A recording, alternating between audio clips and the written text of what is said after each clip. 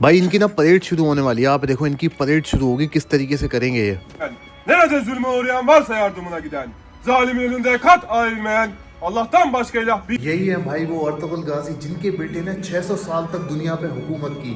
मतलब उस्मान गाजी की बनाई हुई ऑटोमन एम्पायर ने दुनिया पे 600 साल तक हुकूमत की थी। आज मैं यहाँ पे खड़ा हुआ हूँ ना भाई, मेरे पैर एकदम कपकपा से रहे। इतनी बड़ी भाई, इतनी बड़ी जात के सामने खड़ा हुआ हूँ। ये बहुत बड़ी हस्ती है भाई अर्तुगरुल गाजी। हलीमा खातून को तो सभी जानते होंगे भाई। ये हलीमा खातून जो कि अर्तुगरुल गाजी की वाइफ है, ये उनकी कब्र है, बिल्कुल सामने से देखो। और ये है भाई तुर्कुत बे जो कि अर्तुगरुल गाजी के साथ रहा करते थे।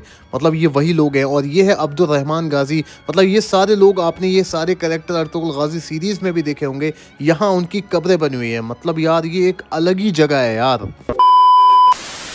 Hello guys, welcome to Shaila vlogs. कैसे हो आप सब? आई होप आप सब अच्छे होंगे। गाइस अगर मैं आपसे कहूं कि एक ऐसा शख्स जिसने 600 साल के लिए हुकूमत कायम की हो, उसने और उसके बेटे ने मिलकर 600 साल तक हुकूमत कायम की हो, तो आप यकीन करोगे? तो मैं आपको बताता हूँ, थंबनेल देख के आप समझ ही रहे होगे वैसे, कि आज हम आए हुए हैं अर्तुगरुल गाजी के शहर सोगूत में।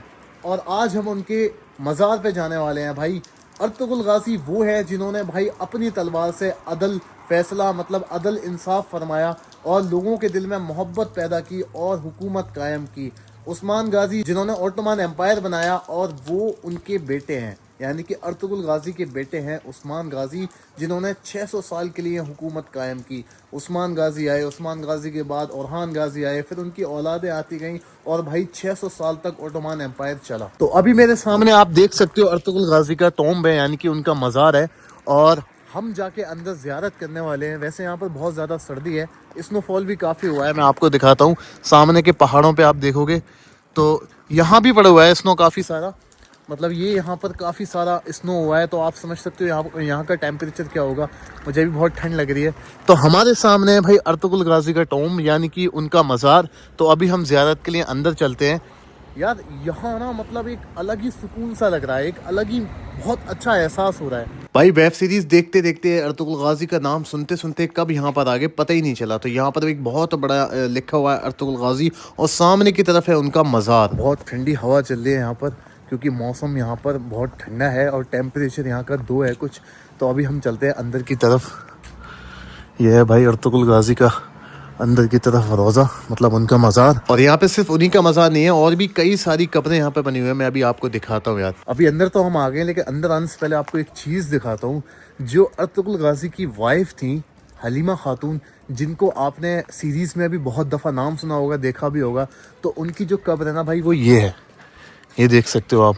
हलीमा खातून अर्तुगरुल की वाइफ हैं और उस्मान गाजी की मदर भी हैं। लेकिन उनकी पहचान सिर्फ यही नहीं है भाई, यहीं तक नहीं है उनकी पहचान। जब अर्तुगरुल गाजी जंग और सफ़र में होते थे ना, तब पूरे काई कबीले की जिम्मेदारी हलीमा खातून संभालती थी। भाई हिस्ट्री कहती है कि ऑटोमन एम्पायर की फाउंडेशन में एक माँ की दुआ शामिल थी। मतलब इसलिए हलीमा खातून को मदर ऑफ एन एम्पायर भी कहा जाता है। और हम जब भी मतलब ऑटोमन एम्पायर का नाम लेते हैं ना, तो हमें ये बात याद रखनी चाहिए कि हर अजीम सुल्तान के पीछे एक अजीम माँ का हाथ होता है। मतलब ये सारा मतलब एक तरीके से देखा जाएगा ना, कहा जाएगा कि हलीमा सुल्तान की दुआओं का ही असर था जो उस्मान गाजी ने इतना बड़ा एम्पायर खड़ा कर दिया। बाकी देखो सीरीज में तो बहुत सारी चीजें नहीं दिखाई जाती है, बहुत अच्छे से ही दिखाया जाता है, लेकिन ये असल है। अर्तुगरुल गाजी की जो वाइफ थी भाई, वो थी हलीमा खातून, और वो उनसे बहुत ज्यादा मोहब्बत करते थे। मतलब आपको सीरीज में भी देखने को मिला होगा, और ऐसा सुना भी जाता है कि अर्तुगरुल गाजी जो है वो हलीमा खातून से बहुत ही ज्यादा मोहब्बत करते थे। खैर ये यहाँ पर उनकी कब्र है, जो कि बिल्कुल गेट से एंट्री करने के बाद ही है।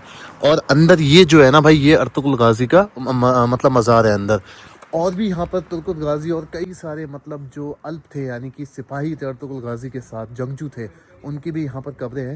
लेकिन सबसे पहले हम अंदर जा करके दिखाते हैं आपको अर्तुगरुल गाजी। अभी भाई ये इनकी ना परेड शुरू होने वाली है, ये पूरी परेड करके दिखाते हैं। कुछ टाइम पहले बंद हो गई थी, वापस से शुरू हो गई है। देखो यार चुपचाप से देखते हैं। Nerede zulme uğrayan varsa yardımına giden, zalimin önünde kat ailmeyen, Allah'tan başka ilah bilmeyen, atamız Oğuzhanoğlu'ndan, Gülhan neslinden, Kayı boyundan, Gündüz Alpoğlu Ertuğrul Gazan huzurunda nöbet devral. Nöbetimiz kutlu, davamız çetindir. Sancağımız dalgalansın, töremiz yaşasın. Nöbetimiz kutlu, davamız çetindir. Sancağımız dalgalansın, töremiz yaşasın. Yolun yolumdur, başım yoluna fedadır. Gayrı kutlu nöbet, bendedir karındaşım. Yolun yolumdur, başım yoluna fedadır. Gayrı kutlu nöbet, bendedir karındaşım. Alpler! Zırhımız iman, pusatımız adalet. Hedefimiz nizam-ı alemdir. Yürü Alpler, yürü! भाई Ertugrul गाजी के मज़ार पे जो guard खड़े होते हैं ना, हमेशा उनकी ड्यूटी चेंज होती है, तो इसी तरीके से ये परेड करके करते हैं। देखो ये चले गए, अभी हम अंदर चलेंगे। देखो भाई ये कुछ अंदर का व्यू है यहाँ का। यहाँ पे दो लोग खड़े हुए हैं जो हमेशा खड़े रहते हैं यहाँ पर, एक तरीके से ड्यूटी है इनकी। और जैसे आपने देखा होगा काई कबीले में खैमे के बाहर भी खड़े रहते थे दो गार्ड, इसी तरीके से ये खड़े हुए हैं। खैर अभी हम अंदर चलते हैं और अंदर से आपको दिखाते हैं। यार यकीन मानना यहाँ पर आके ना मेरे पैर हल्के हल्के से कपकपा रहे हैं, क्योंकि ये बहुत बड़ी हस्ती हैं जिनके पास मैं इस वक्त खड़ा हुआ हूँ। ये बहुत बड़े लेजेंड हैं, मतलब अर्तुगरुल गाजी जिनके बारे में आपने सुना है, पढ़ा है और सीरीज़ में भी देखा है। यही है भाई वो अर्तुगरुल गाजी जिनके बेटे ने 600 साल तक दुनिया पे हुकूमत की। मतलब उस्मान गाजी की बनाई हुई ऑटोमान एम्पायर ने दुनिया पे 600 साल तक हुकूमत की थी। भाई ये सिर्फ एक कब्र नहीं है, ये उस शख्स की कहानी है जिसके खून से ऑटोमान एम्पायर पैदा हुआ।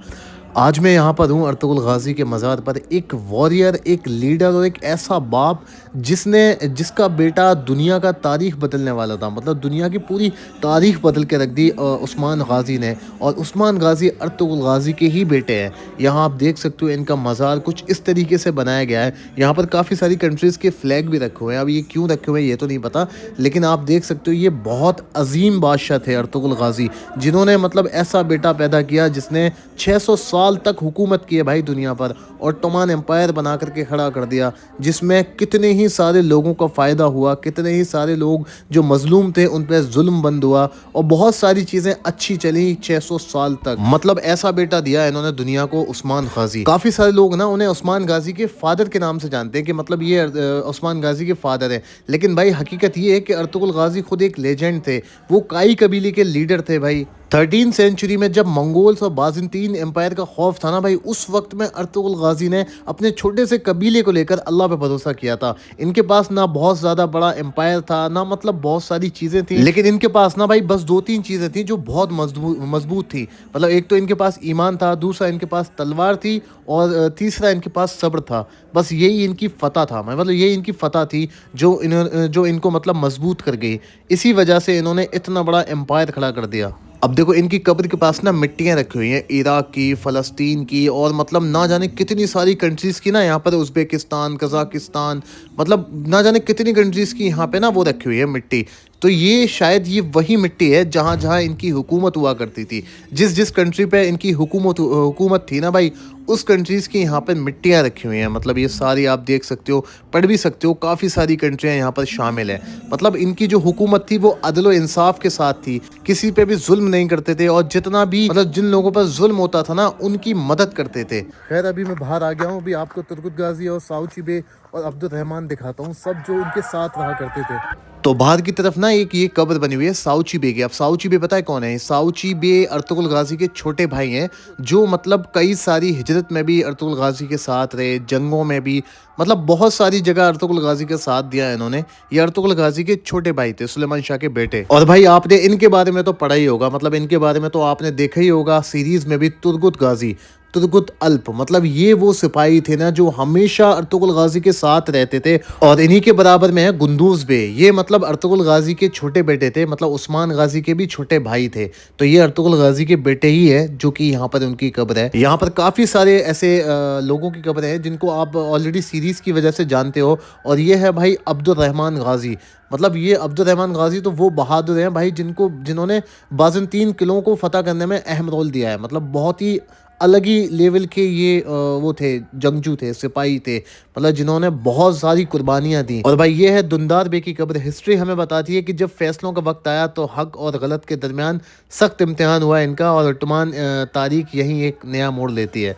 तो वाकई ये समसा गाजी की कब्र है जो कि बहुत ही ज़्यादा साथ दिया अर्तुगरुल गाजी का। मतलब तमाम यहाँ पर जो कब्रें आपको दिख रही हैं ना, इन सभी ने कुर्बानियाँ दी हैं। तो यहाँ पर ये सारी कब्रें मौजूद हैं, लेकिन तुर्गुत गाजी का कहा जाता है कि उनकी ये कब्र असली नहीं है शायद। तो जितने भी लोगों की यहाँ पे कब्रें आपको दिखाई दे रही है ना, चाहे वो तुर्गुत गाजी हों या अब्दुल रहमान गाजी हों जितने भी लोग हैं यहाँ पर, अब्दुल रहमान गाजी भी हैं जो कि हमेशा अर्तुगरुल गाजी के साथ रहा करते थे। तुर्गुत अल्प यानी कि तुर्गुत गाजी, ये लोग हमेशा साथ रहा करते थे और ये इस तरीके से इस्लाम के लिए मेहनत करते थे। जहाँ जुल्म होता था ना भाई, ये वहाँ पहुँचकर जुल्म को ख़त्म करते थे, गरीबों का हक दिलाते थे। मतलब ये इस तरीके से मेहनत की इन्होंने, खुद ना जाने कितने जख्म खाए इन लोगों ने। और उस वक्त में जब मंगोलों का राज था भाई, उस वक्त में इन लोगों ने कुर्बानियाँ दी अपनी। उस वक्त में इन्होंने मंगोलों का सामना किया। मंगोल किस तरीके के थे आपको पता ही है। मंगोल जिस जगह जाया करते थे ना भाई, वहाँ की घास तक जला दिया करते थे। बूढ़े बच्चे, इंसान, जानवर सबको मार दिया करते थे। उनसे इन लोगों ने मुकाबला किया अर्तुगरुल गाजी के साथ। ये अर्तुगरुल गाजी के इस तरीके के साथी थे ना कि हर सुख दुख में उनके साथ खड़े रहते थे। देखो, जाना तो सभी को होता है एक दिन। ये अपनी कब्रों में लेटे हुए हैं और आज हम इनका जिक्र कर रहे हैं, तो मतलब ये इस बात की गवाही है ना कि जो सच के साथ खड़े रहते हैं, जो हक के साथ खड़े रहते हैं, उनको दुनिया उनके जाने के बाद भी याद करती है। तो चाहे अब्दुल रहमान गाजी हो, तुर्गुत गाजी हो, या कोई भी ऐसा इंसान जिसने मतलब सच्चाई के लिए जान दी हो, उनको दुनिया हमेशा याद रखती है। जैसे आज हम हज़ारों किलोमीटर का सफ़र करके यहाँ पर खड़े हुए हैं और इनकी बात कर रहे हैं, तो एक मिसाल है कि भाई इंसान दुनिया से चला जाता है लेकिन उसको याद करने वाले हमेशा रहते हैं। यहाँ खड़े होकर समझ आता है एक बाप की नीयत, एक लीडर का सब्र और एक मोमिन का यकीन क्या कर सकता है यार।